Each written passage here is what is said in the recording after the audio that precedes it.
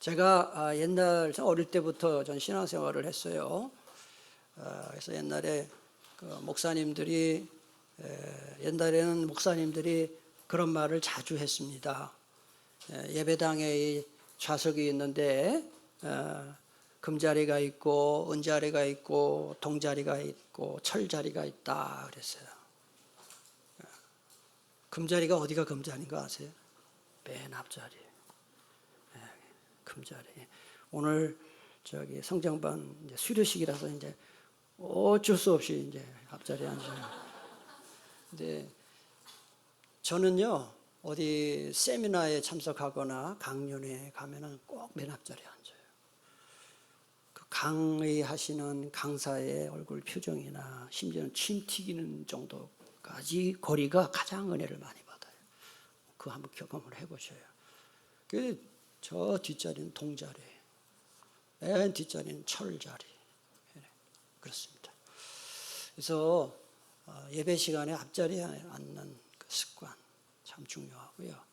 미국의 그 재벌 중에 물론 그분의 공과 과가 있지만은 락펠러 재단의 락펠러 씨가 그 부모님에게 받은 교훈이 금자리에 앉아라.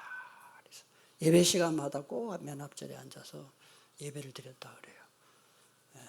그래서 제가 갑자기 그 생각이 나서 말씀을 드립니다. 과거에서부터 지금에 이르기까지 예수님의 재림을 부인하고 조롱하는 사람들이 늘 있어 왔어요. 특히 경제가 눈부시게 발달한 요즘은 과거와는 비교할 수 없을 정도로 얼마나 잘 살아요. 풍요로워지고 또 세상에 즐길 거리가 많아졌어요. 그러다 보니까 요새는 예수 믿는 사람들조차도 예수님의 재림에 대해서 아주 무감각해지고 무뎌지고 심지어는 무관심해졌어요. 무관심. 여러분 한번 여러분 자신을 돌아보세요. 주님의 재림에 대해서 과연 생각을 한 적이 있는지 한번. 예수님의 재림을 믿느냐 믿지 않느냐 하는 것은 자유지만 예수님의 재림을 막을 수는 없다. 알아야 돼요. 분명히 말씀드립니다. 예수님은 친히 말씀하시고 성경에 많이 예언된 대로 때가 되면 반드시 재림하십니다.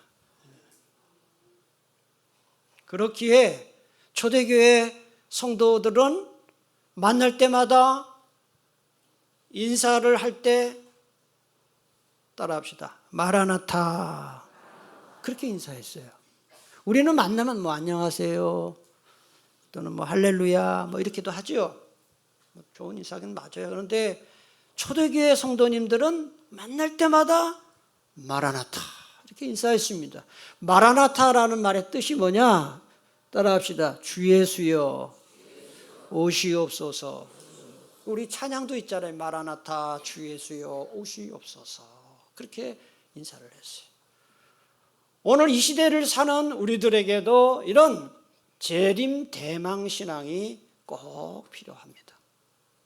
그런데 예수님은 반드시 재림하시되 도둑같이 오신다 그랬어요. 10절 보세요.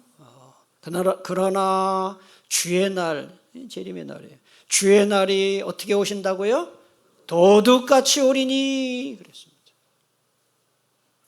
여기 도둑같이 온다는 말을 오해하면 안 됩니다. 비밀스럽게 오신다는 뜻이 아닙니다. 비밀스럽게 몰래? 아니에요. 그 뜻이 아니에요. 예수님은 부활 승천하시면서 뭐라고 말씀하셨습니까?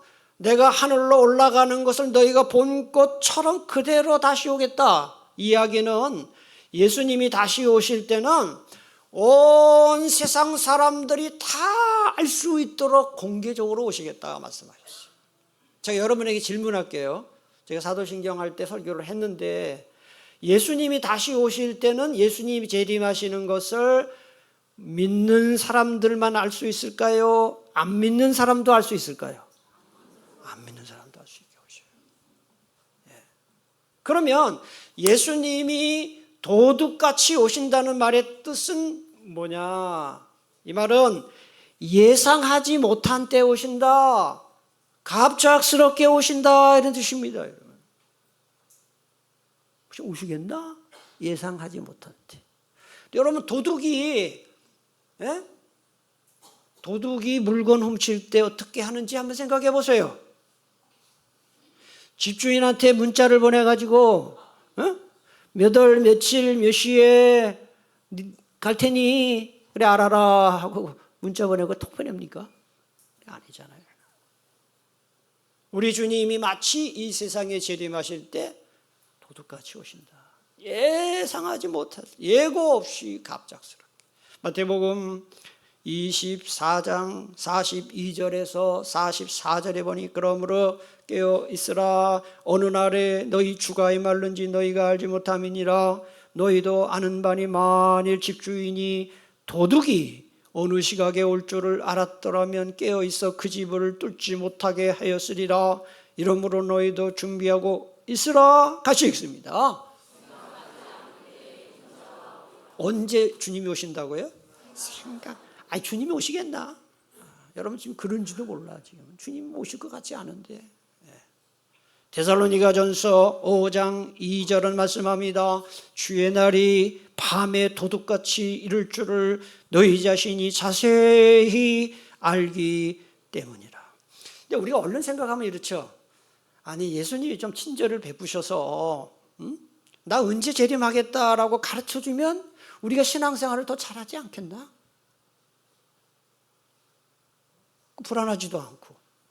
예수님이 재림 날짜를 우리들에게 가르쳐주지 않는 데는 두 가지 이유가 있다는 것입니다. 첫째는 재림 날짜를 알면은 깨어있는 신앙생활을 할 수가 없기 때문에 그래요. 아니 그게 무슨 말이죠? 예수님께서 만약에 내가 1년 후에 재림한다. 2027년 7월 19일 오전 11시 지금 12시 12분에 오겠다. 그렇게 말씀하시면은 여러분 어떻게 할 것 같습니까? 그래, 주님 이제 1년 후에 오시는구나. 내가 그동안 못한 거 열심히 신앙생활 해야 되겠다. 이럴 것 같죠? 사람이 그렇게 착하지 않아요. 1년 남았다고? 야, 그럼 1년 남았다는 얘기는 이제 이 세상에 사는 게 1년밖에 안 남았다는 얘기인데 내가 그렇게 가고 싶었던 여행도 못 가고 안 돼. 여행 가야지. 집 다 팔고 통장 다 깨고 해서 1년 남았으니까 여행 다니고 맛집 투어하고 하고 싶은 거 다 하다가 한 6개월 그렇게 해요. 그러다가 주님 오실 날에 6개월 남았네. 야 이제는 열심히 신앙생활 해야지. 아마 이럴 확률이 굉장히 높아요. 이게 정상적입니까? 정상적이지 않잖아요. 주님은 아신 거예요. 이게 얼마나 이기적이에요.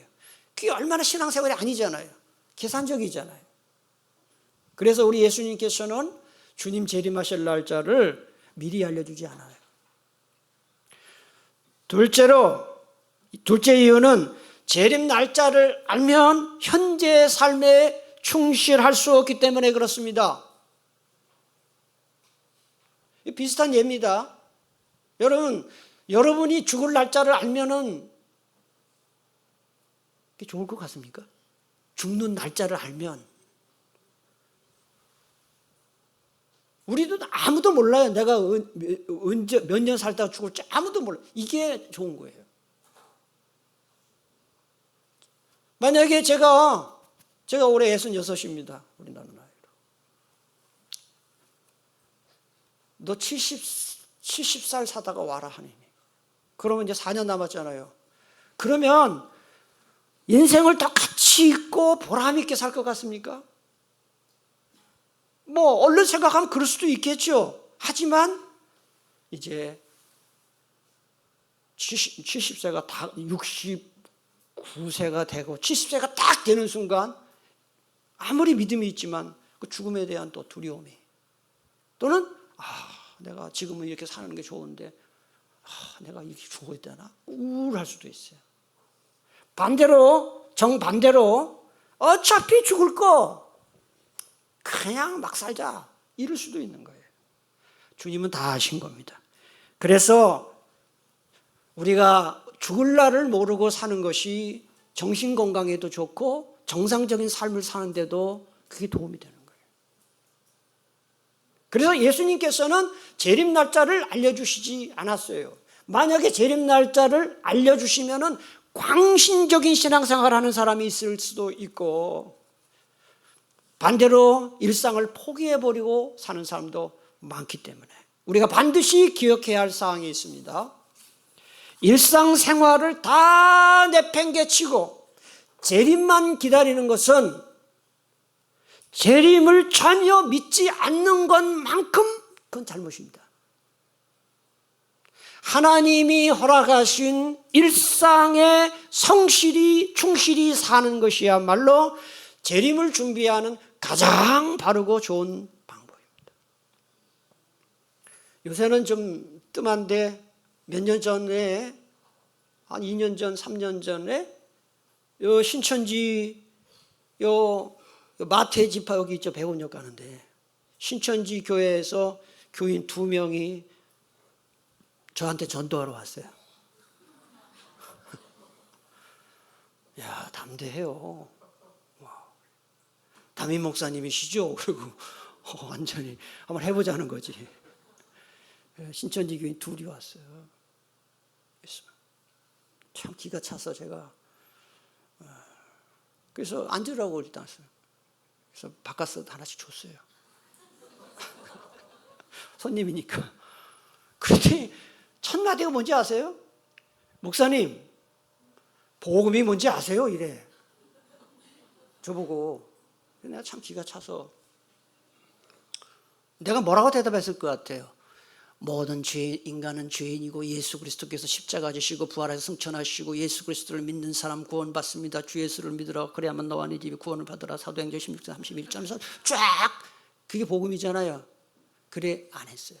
이 사람들이 지금 나 싸우러 온 사람들이니까. 목사님, 복음이 뭔지 아세요? 그래요. 내가 뭐라고 대답했는지 아세요? 집사님이세요? 내가 그러니까 집사님이래요. 집에 설거지 했어요? 내가 그랬어요. 대낮에 전투하러 왔으니까. 그러니까 깜짝 놀래. 갑자기 목사가 성경 얘기를 안 하고 갑자기 설거지하고 왔냐 그래서. 애들 학교 잘 보내고 왔어요? 내가 그랬어요. 대답을 안 해요. 그 설거지나 똑바로 하고 애들 똑바로 챙기세요. 직장 똑바로 다니셔요. 전도 안 해도 나 예수 잘 믿을 테니까. 설거지하는 게 복음이에요. 내가 그랬어요. 제가 지금 한 말은 좀 지나친 말이죠. 설거지하는 게 어떻게 복음입니까? 애들을 학교 보내고 그게 그런데 말이죠. 조금만 더 깊이 생각해 보면 우리 예수님께서 가정 다 내팽개치고 그 이단들처럼 애들 돌보지도 않고 남편도 안 돌보고 설거지도 안 하고 설거지 안 하고 그릇을 막 남산만큼 싸놓고 그리고 전도하러 다니고 그 주님이 원하실까요? 절대로 원하지 않으십니다. 우리 주님은 조금 교회 봉사가 조금 늦어지거나 좀 소홀히 해도 가정을 잘 돌보기를 원하신다. 설거지하고 애들 보내고 직장 가서 똑바로 살고 그게 복음이죠. 따지고 보면. 그래서 영국의 청교도 목사님이신 리차드 맥스터 목사님이 아주 멋있는 말을 했어요. 같이 한번 읽겠습니다. 그리스도인은 1000년 동안 항해할 것처럼 준비하는 동시에 바로 오늘 밤이라도 배를 버릴 각오를, 이 균형이 필요하다 이 말이에요. 예수님이 오늘 밤이라도 오시면 주님 맞을 준비를 하는 것도 맞아요. 그러나 그것만큼 중요한 게 뭐냐? 오늘 할 일을 하라는 거예요. 스피노자가 말했죠. 내일 세계의 종말이 올지라도 나 오늘 사과나무 심겠다. 이게 그런 뜻 아니겠어요? 말씀 듣는 교우 여러분, 예수님의 재림이 오늘이라도 올 수 있고 내일이라도 올 수 있지만, 예수님이 예를 들어서 내일 재림하신다? 교회 달려와서 막 금식 기도하고 이러면 안 돼요. 직장 출근하셔야 돼요. 사업하셔야 돼요. 그걸 주님이 원하셔요. 지금까지 안 하던 기도를 뭐 갑자기 한다고 그게 커버되는 것도 아니고, 자신의 삶에 충실하게 사는 것이 바로 주님의 재림을 준비하는 가장 좋은 준비다. 할렐루야. 그러나 늘 영적 긴장감을 갖고 살아야 된다. 이 균형이 필요하다. 그 얘기하는 거예요. 자, 그럼 주님이 재림하실 때 무슨 일이 일어날까요? 본문이 잘 설명하지요. 10절. 그러나 주의 날이 도둑같이 오리니 그날에는 하늘이 큰 소리로 떠나가고 물질이, 여러분 펜 갖고 오신 분들은 그 불이라는 거에 잘 표시하세요. 뜨거운 불에 그 다음에 풀어진다는 말도 표시하세요. 땅과 그 중에 있는 모든 일이 드러나리로다. 이 모든 것이 이렇게 어떻게 된다 그랬어요? 풀어진다, 녹는다는 거예요. 전체 우주가. 그 다음에 12절 중간 이하에 보시면 그날의 하늘이, 그 다음에 뭐예요? 불에 타서, 그 다음에 풀어지고 다 녹아버리는 거예요. 물질이 뜨거운 불에 녹는다. 계속 똑같은 얘기하고 있어요. 한마디로 말하면 온 우주 만물이 큰 소리를 내면서 불에 의해서 흔적도 없이 사라지는 불심판이 임한다. 그런 뜻이에요. 여러분, 이게 잘 와닿지 않죠, 그죠? 제가 우리 교우님들에게 이걸 어떻게 더 잘 설명할 수 있을까 고민하다가 19세기 영국 침례교 목사이면서 설교자의 황태자라는 별명을 가진 찰스 헤던 스펄전 목사님이 이 구절을 어떻게 설교했는지 찾아봤어요. 역시 정말 설교를 잘하셨어요. 그러니까 그분의 설교를 제가 인용하는 거예요. 잘 들어보세요.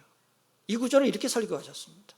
어린아이들이 만든 해변의 모래성처럼 그들의 가장 견고하고 웅장한 건축물도 사라져버릴 것입니다. 거대한 성당들과 높은 왕궁들도 한꺼번에 또한 순식간에 무너져 내릴 것입니다. 모든 도시들이 이 땅에 화장용 장작더미 위에서 불타버릴 것입니다. 불길에 휩싸인 숲들과 산들도 불과 연기로 뒤덮일 것입니다. 교만한 권력과 뽐내는 부요와 아름다운 예술과 숙달된 기술도 모두 없어질 것입니다. 바다와 같은 불길이 모든 것을 예외 없이 집어삼킬 것입니다. 웅장한 석조 건축물과 거대한 기계 공장들의 바위 같은 기초도 엄청난 열로 인해 양초같이 녹아버릴 것입니다. 불길이 너무나도 맹렬해서 불에 탈 수 있는 모든 것들은 완전히 타버릴 것입니다. 물질의 요소들과 단단한 땅이 뜨거운 불에 의해 녹아버릴 것입니다. 이루 말할 수 없이 높은 열에 의해 바위들과 금속들과 강도 높은 것들은 용해될 것입니다. 뜨거운 열기에 의해 유독가스들이 분출될 것입니다. 모든 세상은 녹아버린 하나의 거대한 덩어리가 될 것입니다. 지구는 장작더미 같습니다. 횃불을 든 자들이 언제라도 지구에 불을 붙일 준비를 한 채 서 있습니다. 이게 스펄전 목사님이 한 설교예요. 제가 보면서 정말 위대한 설교자구나. 여러분, 저 송도에 가보세요. 신송도. 그 빌딩 쫙 얼마나 멋있습니까? 그 공원. 미국의 뉴욕의 그 맨해튼 그 빌딩 숲을 한번 보십시오. 그 다음에 달나라 우주선 보내고 지금 화성에 우주를 보내죠. 우주선 보내죠. 이제 좀 있어 화성에도 유인 우주선 보낸다고 하죠.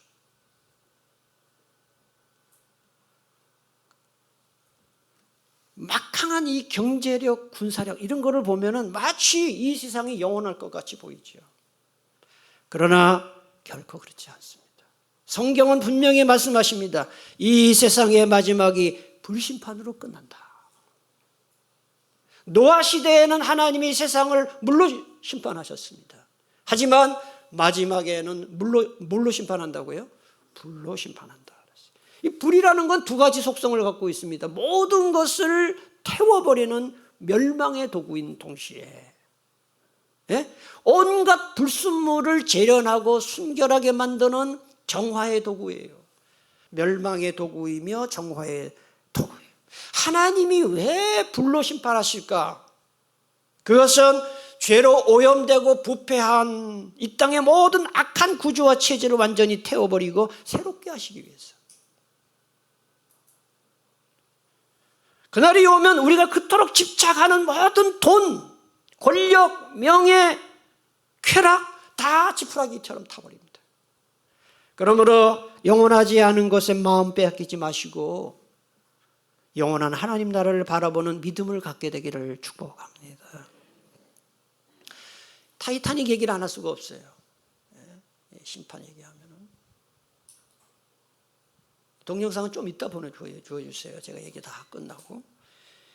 이 1912년에서 영국에서 만든 초호화 유람선, 그 당시로는 최첨단 그 기술로 만든 유람선입니다. 그래서 이 배는 절대 침몰하지 않는다. 침몰할 수가 없다라고 생각했어요.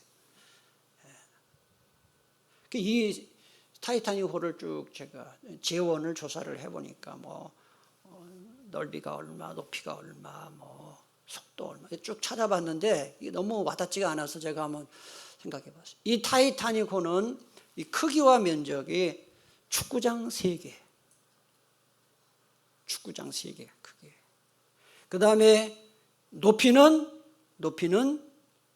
제가 살고 있는 푸르지오 아파트, 제가 18층에 사는데 18층에서 20층 높이에요.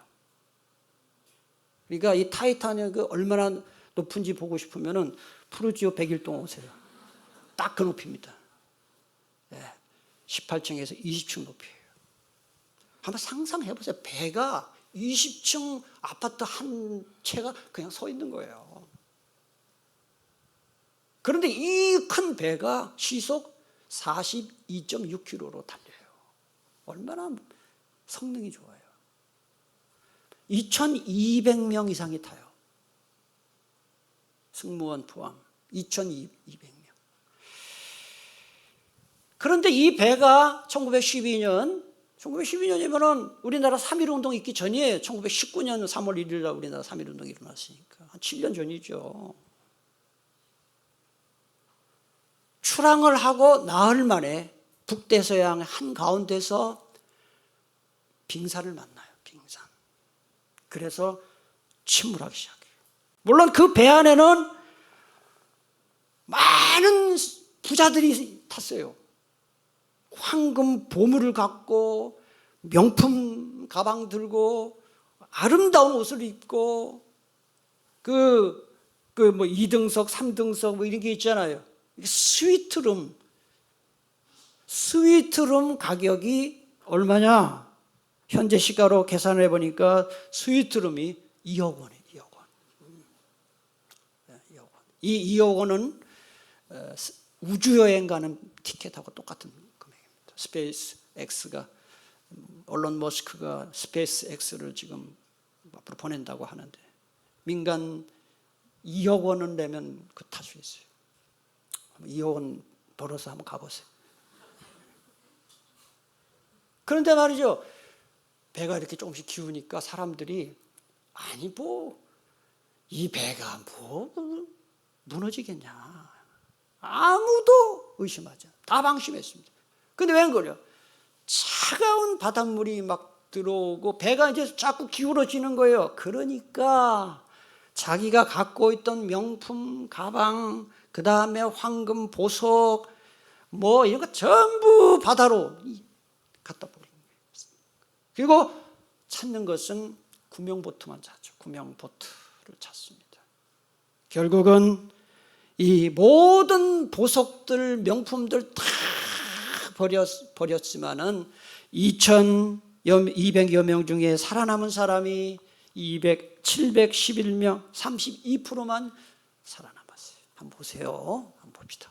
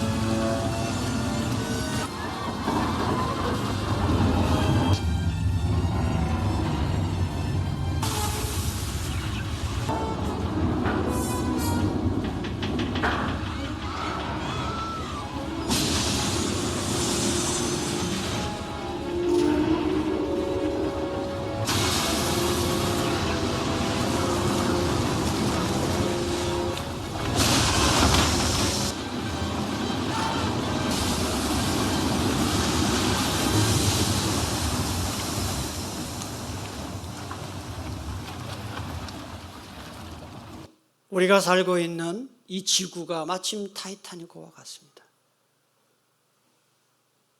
지금 멀쩡하지만 종말이라는 최종 목적지를 향해 나가고 있다. 성경이 얘기해요.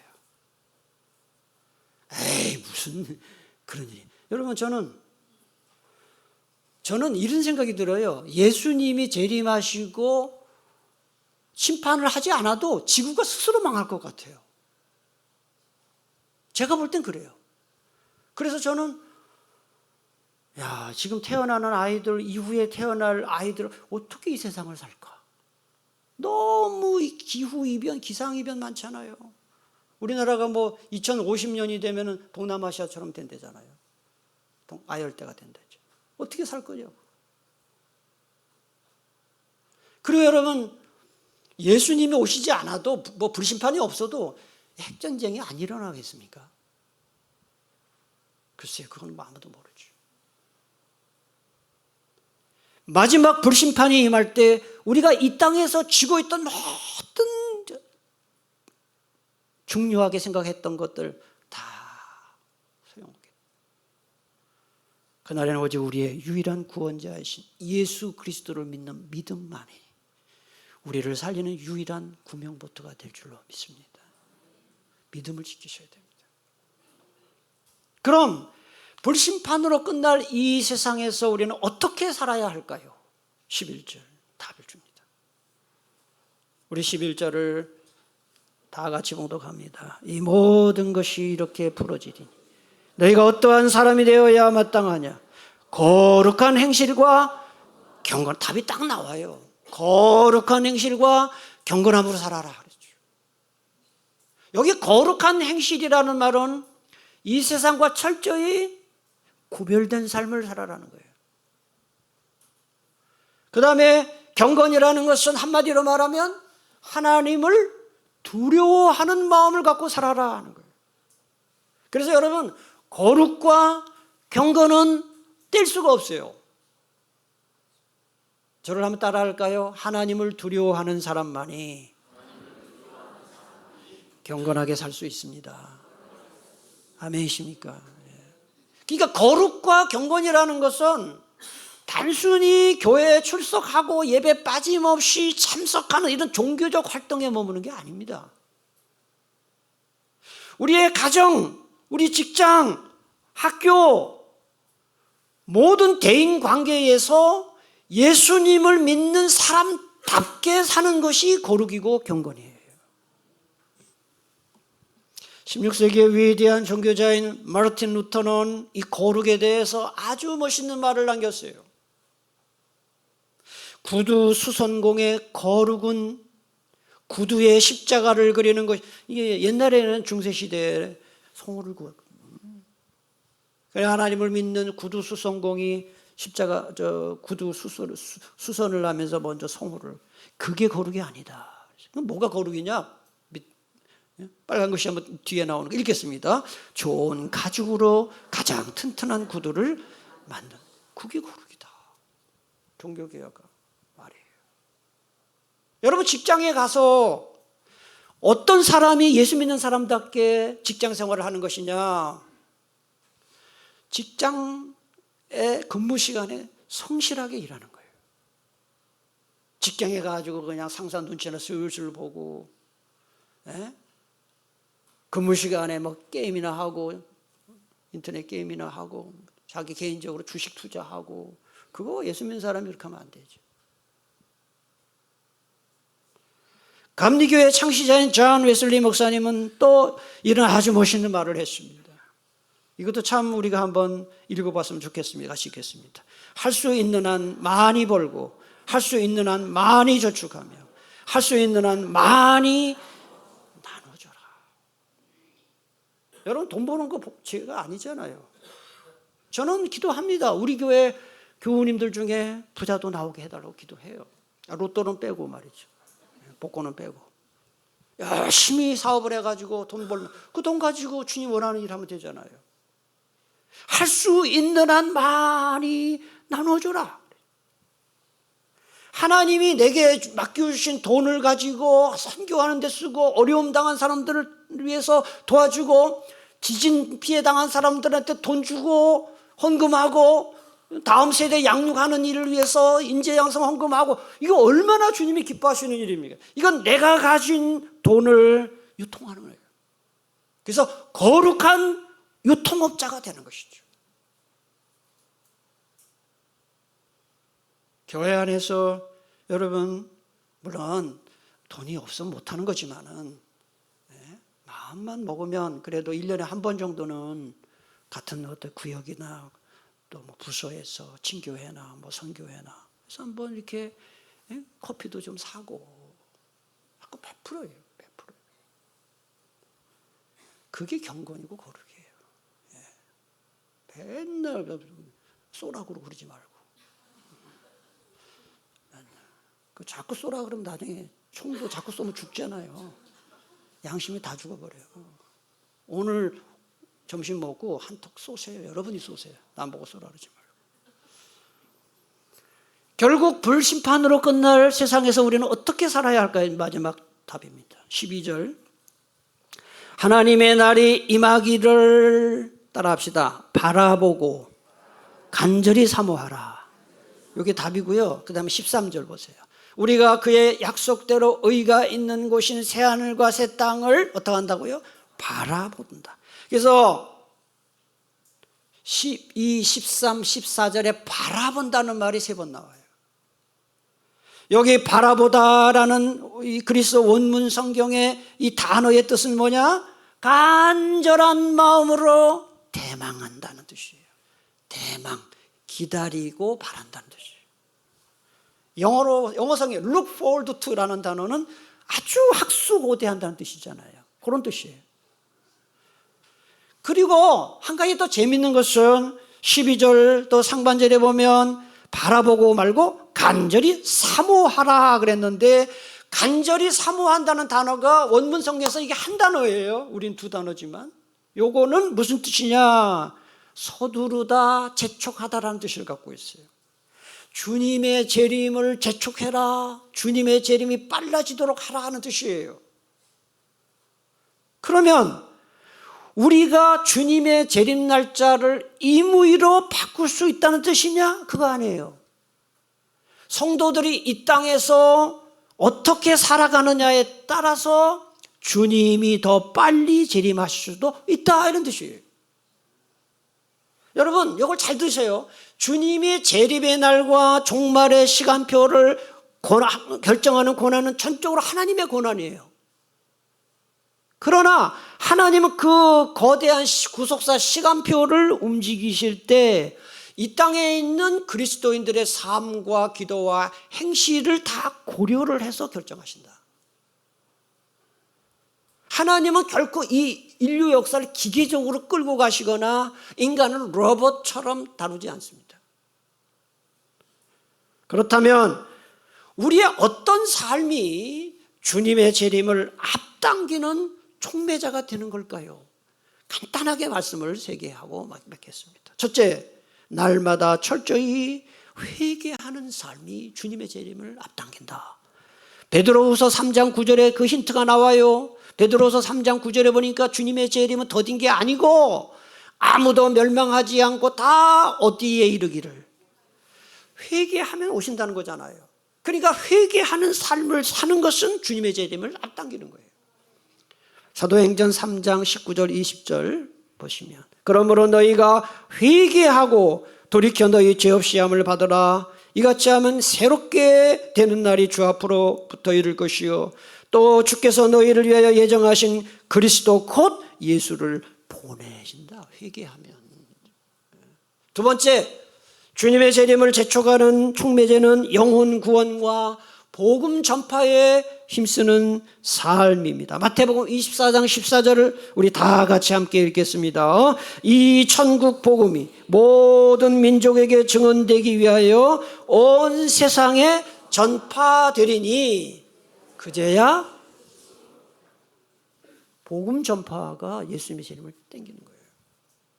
여러분, 우리 나중에 이제 주님의 심판대 앞에 딱 섰을 때 주님께서 우리한테 꼭 던지시는 질문이 있습니다. 그 중에 하나가 뭔지 아십니까? 너를 통해 구원받은 사람이 있냐? 반드시 묻습니다. 반드시 묻습니다. 성경에 나와 있습니다. 너를 통해 구원받은 사람이 있니? 물으실 겁니다. 그 엄중한 질문 앞에 뭐라고 대답하시겠습니까? 마지막 셋째로 주님의 재림을 갈망하는 기도가 주님의 재림을 재촉합니다. 자, 여러분 잘 결론입니다. 잘 들으세요. 하나님의 시간표는 이미 다 고정되어 있는 것처럼 보이지만 하나님은 사랑하는 성도들의 기도를 들으시고 그 시간을 조정하기도 하시는 분이다. 뭘 보면 알 수 있습니다. 여러분, 구약의 히스기야 왕이 하나님의 선지자 이사야를 통해서 너 집 정리해? 너 죽어. 사형 선고 받았어요. 그러자 히스기야 왕이 아멘 하지 않았습니다. 기도했습니다. 하나님 살려주십시오. 기회해 주십시오. 그랬더니 몇 년 더 살려줬어요. 뭐를 들으시고? 기도를 들으시고. 하나님의 어떤 기한은 고정적이지가 않아요. 기도는 이 주님의 재림과 인류의 종말을만 앞당기는 것처럼 우리 눈에 볼 때 그렇다는 거예요. 그게 아니고 우리 인생에 찾아오는 모든 고난과 문제가 해결되는 시기도 뭐에 따라서 앞당겨진다? 기도에 의해서. 기도에 의해서. 여러분 막 질병으로 막 고통받고 이럴 때 하나님 살려주세요. 치료되는 시기도 기도를 통해서 앞당길 수 있고 문제가 해결되는 것도 기도를 통해. 그 기도가 얼마나 이게 힘이 있고 능력이 있습니까? 기도를 통해 승리하시기를 축복합니다. 자, 이번 주 묵상 실천사항, 자, 화면을 보셔도 되고요. 1번 같이 읽습니다. 매일 아침 마라나타로 시작하기. 아침에 눈을 뜨자마자 주 예수여 꾸시옵소서라고 고백하자. 2. 내게 맡겨진 일터와 가정에서 최선을 다하 매사에 하나님 앞에서 최선을 다해 살자. 3. 하루 한 번 회개, 전도, 재림을 위해 기도하기. 하루 한 번 내 죄를 회개하고 전도하고 간절히 기도함으로써 주님의 재림을 앞당깁니다. 기도하겠습니다. 하나님 감사합니다. 오늘도 주신 말씀 마음에 새기고 이 세상에서 최선을 다해 살되 주님의 재림을 늘 대비하며 사는 저희들 다 되게 해 주시옵소서. 예수님의 이름으로 기도하옵나이다. 아멘.